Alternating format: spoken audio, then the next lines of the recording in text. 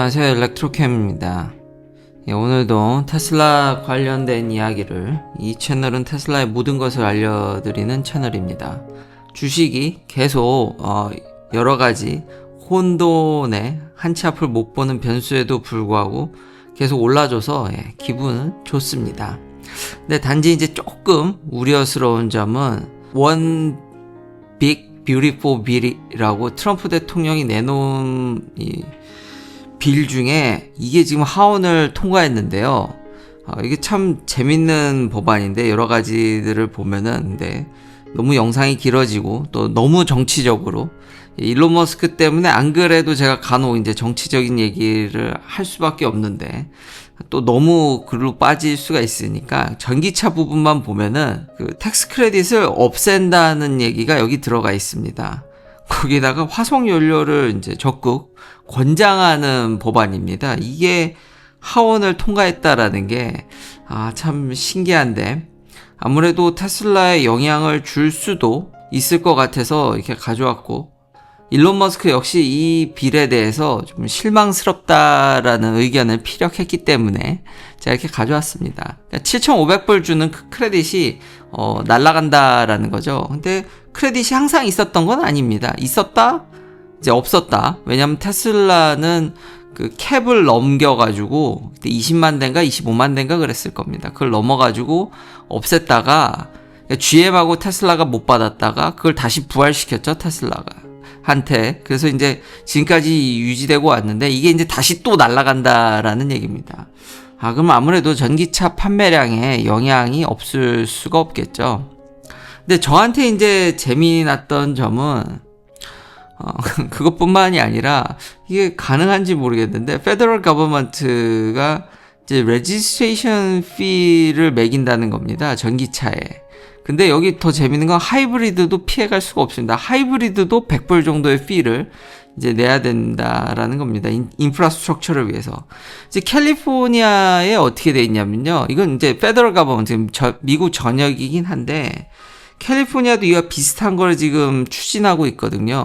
이 도로 유지 보수라든지 이런 거를 기름을 팔아서 거기에 세금을 많이 붙여놨는데 캘리포니아는 타주 대비 가솔린, 기름, 자동차 연료에 되게 세금을 많이 붙여놨고 그걸로 도로를 유지 보수하는데 그동안 전기차가 좀 혜택을 본 거죠. 왜냐하면 기름을 안 넣으니까 그냥 도로 유지 보수에는 별로 기여한 바가 없는데 캘리포니아도 전기차에 따로 이제 이런 레지스트레이션 피를 올린다든지 이미 올렸지만 그 외에 이런 식으로 페더럴 가버먼트랑 비슷하게 이런 거를 매긴다고 하니까 여튼 전기차에 자꾸 주던 크레딧도 없애고 일종의 세금 비슷한 걸 계속 올린다고 하니까 좀 전기차에 안 좋은 소식이라서 가져오게 됐습니다. 그나마 약간 희망적인 거는 아직 빌이 통과된 게 아닙니다. 100%. 이제 상원을 통과해야 되는데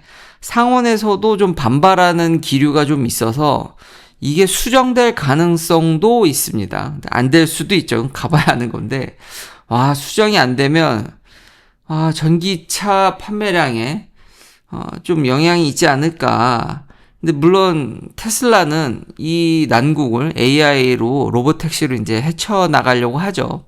그래서 주식은 그것과 별개로 이런 좀 악재가 조금 있음에도 별개로 계속 올라가고 있어서 기분은 좋습니다만 이런 부분은 좀 약간 걱정을 해야 된다. 그리고 이런 크레딧이 없어지면 경쟁사들은 그냥 나가 떨어지지 않을까라는 생각이. 그리고 이게 역행이 다들 친환경을 하다가 진짜 이제 가솔린 차를 좀 도와주는 그리고 일종의 차별 금지 같은, 그러니까 모든 차에 대해서 이제 요즘 이자율이 높다 보니까 차를 구매할 때, 그리고 미국 사람들은 할부를 통해서 차를 많이 구입하다 보니까 그렇게 냈을 때 이제 이자에 대해서는 좀 세금으로 탕감해주는, 그러니까 세제 혜택을 좀 주는 걸로 포함도 되어 있습니다. 그런 부분은 좀 신기했는데, 이렇게 공격적으로 다시 이제 전기차를 이 채널은 테슬라 이전에 전기차를 옹호하는 채널이다 보니까 그 부분에서도 또 표가 맞아서 제가 요거를 또 가져오게 됐습니다. 그럼에도 불구하고 이런 AI나 자율주행의 힘으로 이렇게 올라간다라는 게 역시 테슬라의 힘이 대단하다. 그러면서 이제 AI 얘기를 안 할 수가 없는데 댓글에서 얀 루큰 유명하죠. 저도 이분 가끔 옛날에 얘기를 했었습니다. 이분은 테슬라에 대해서 긍정적이지는 않으시죠. 그리고 이제 테슬라가 자율주행이나 로보택시에 있어서 성공적이지 못할 거라는 비판적인 자세를 취한다라는 것은 저는 익히 알고 있었습니다. 근데 이것에 대해서 제 의견을 또 물어봐 주셔서 이런 대가의 의견에 대해서 정말 좋은 댓글 달아주셔서 너무 감사드리고요. 근데 그록을 쓰셨다고 얘기를 하셨는데 좀만 더 나가면은 금방 답을 얻으셨을 수 있을 텐데, 그러니까 이런 AI를 쓰시는 데 있어서 공부보다는 항상 이런 궁금증, 어떤 사물이든 이런 실체에 있어서 항상 궁금한 점을 갖고 계셨으면 좋겠습니다. 그러면은 질문을 몇 개만 더 해봐도 더 좋은 입체적으로 의견을 얻으실 수 있을 텐데, 비록 돈을 내지 않은 공짜 버전임에도 불구하고 질문을 어떻게 하냐에 따라서 상당히 성능을 되게 올려서 얻으실 수 있습니다. 제가 대신 이야기를 해드리면, 원래 금방 기사만 찾아봐도 얀 루크는 LLM, 라지 랭귀지 모델에 대해서도 비판적이었습니다. 근데 지금 어떤가요? LLM은 정말 혁신의 혁신을, 지금 이렇게 AI 돌풍을 이끌어낸 본 프로그램 아닙니까? 근데 이것에 대해서도 얀 루크는 그렇게 긍정적이지 않았습니다. 뭐 엄청 부정하진 않았지만 좋은 소리를 하질 않았어요. 이것에 대해서는 어떻게 생각하십니까? 그러니까 그것만 보더라도 대가의 말이 항상 다 맞는 건 아닙니다. 그 이야기인 즉슨 제 얘기도 이렇게 비판적으로. 다만 이런 AI를 쓰실 때 계속 크로스 체크라든지 질문만 몇 번만 더 던져봐도 어떤 사안에 대해서 굉장히 입체적으로 볼 수 있다라는 걸 전 알려드리고 싶었습니다. 그러니까 LLM에 대해서 요약도 해달라면 요약도 해줍니다. 지능 아니다. 근데 오픈 AI나 딥마인드는 그렇지 않다라고 얘기를 하죠. 거의 지능같이, 근데 이제 초기 버전으로. 실제로 인간이 조금만 도와주면 저 역시도 엄청나게, 물론 제 본업에는 그렇게 큰 도움이 안 되지만 잡일이라든지 이런 자료를 찾고 어떤 현상에 대해서 제가 모르는 부분에 있어서도 입체적으로 알려준다는, 그러니까 질문을 계속 하셔야 됩니다.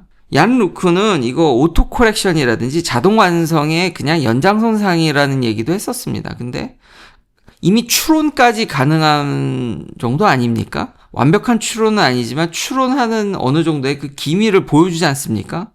AGI로는 구조적으로 아니라고 하지만 멀티모달을 통해서 확장성을 지금 보여주고 있기 때문에, 그러니까 대가라고 다 맞는 거 아닙니다. 전문가여도 항상 이런 이견이 있고 AI를 통해서 항상 질문을 여러 개 던지시면은 이런 거 금방 알 수 있습니다.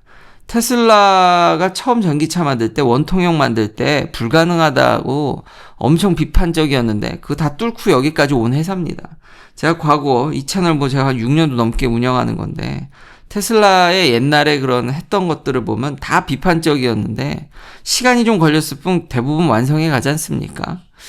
그래서 팬심도 작용을 하는 겁니다. 이 채널은 전기차 그리고 테슬라의 어떤 팬심도, 전기차를 우선적으로 하지만, 그래서 전기차를 부정하게 되면 모든 게 무너진다라는 거 다시 한번, 옛날에 한번 얘기를 했었는데 그런 얘기를 다시 한번 이제 해드리고 싶고, 그럼 더 나아가서 이런 질문을 해볼 수도 있는 거죠. 아니, 이렇게 LLM에 대해서 틀린 사람이었는데 도대체 메타는 이 사람을 왜 계속 중용하는 거지? 근데 얀 루크는 CNN, AI를 하시거나 머신러닝을 하셨으면은 모를 수 없는 CNN의 창시자입니다. 딥러닝 핵심에, 진짜 이분은 그런 프린시플 밑바닥을 완전히 닦은 정말 입지전적인 대단하신 분이고요. AI 사이언티스트로 이 방향성이 좀, 그러니까 접근하는 방향성이 좀 다를 뿐이지, 장기적인 어떤 연구에 있어서는, 그러니까 장기적인 연구를 추구하시는 분이죠. 그러니까 단기 유행에 휩쓸리지 않고 비판적 자세로 이 메타 AI에 뭔가 특별함을 더해주는, 신뢰를 안겨주는, 비판적으로 이게 바라볼 수 있는 그런 부분을 제공해 주시는 분이기 때문에, 그리고 이런 기반 기술을 다 개발하신 분이기 때문에 그런 면에서 그러니까 연구하는 과정에 있어서 기여한 바라든지 배울 점들 보면은 이런 LLM에 대해서 특히 우리가 AI에 있어서 데이터 양만 때려 넣어가지고는 안 될 수도 있다라는 것에 대해서 어느 정도 이의를 제기해서 이거를 해결하기 위해서 많은 기법들이 나와서 그걸 보완해 가면서 발전한 면도 있기 때문에 퀄리티라든지 그런 면에 있어서 발전한 기여도가 있기 때문에 이래서 입체적으로 봐야지 그냥 단순히 이분이 뭐 비판적이니까 틀렸다. 너무 이렇게 이분법적으로는 생각을 안 하셨으면 그래서 질문을 많이 하는 게 중요하다. 그리고 계속 중국의 이제 공격적인 성장이라든지 AI를 필두로 뭐 배터리면 배터리 제가 얘기하면 뭐 가슴 아프다고 얘기한 근데 그렇다고 해서 막 그래서 테슬라가 이제 막 뭐 망하네. 정말 중국의 추격은 정말 무섭죠. 저도 부인하는 거 아니고 그렇긴 하지만 중국의 한계라든지 이 채널은 그리고 제가 실리콘밸리에 있기 때문에 미국 위주의 채널, 미국의 스탠스를 많이 또 정리해서 제가 이걸 투영한다는 얘기도 많이 했었고 중국이 미국에 침투한다라는 것은 그렇게 쉬운 일이 아닙니다. 기술적이나 싸게 만드는 걸 다 완성한다 하더라도 안보라는 게 저도 요즘 많이 그런 걸 실감하고 있는데 쉽지 않습니다. 예를 들면 이런 기사들 이것뿐만 아니라 제가 재작년에도 ESS에 중국 친구들이 칩을 심어놔서 킬 스위치라든지 이 얘기를 제가 가끔 했었습니다. 아니 미국에다가 이런 솔라 패널이라든지 특히 거기에 이제 핵심적인 인버터라든지 이런 거를 파는데 킬 스위치를 넣고 싶겠죠. 안 그렇겠습니까? 이런 인프라 수축체에 들어가는 건데 그렇기 때문에 갑자기 중국 정부나 중국 회사가 마음에 안 든다고 그거 꺼버리면은 얼마나 이게 미국의 타격이 큽니까? 이거 미국뿐만 아니라 유럽에서도 난리거든요.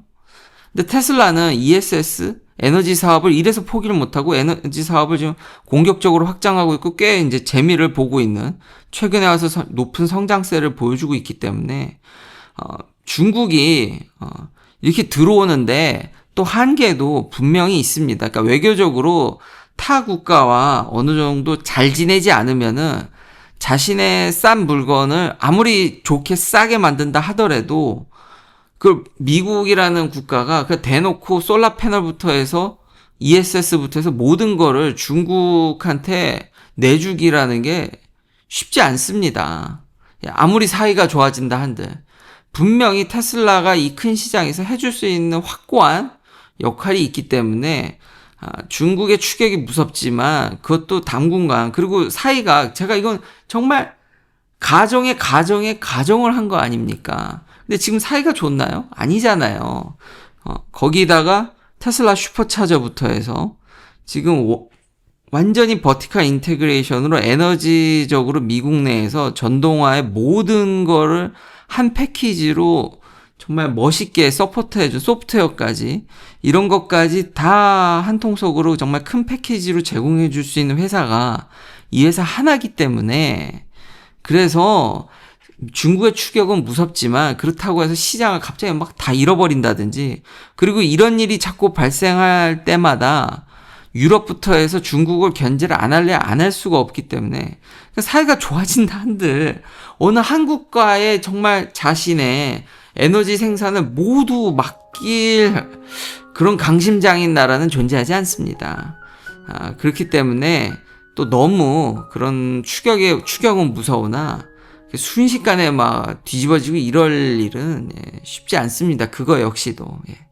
긴 영상 시청해주셔서 감사합니다. 다음도 테슬라 관련 이야기들로 찾아뵙겠습니다.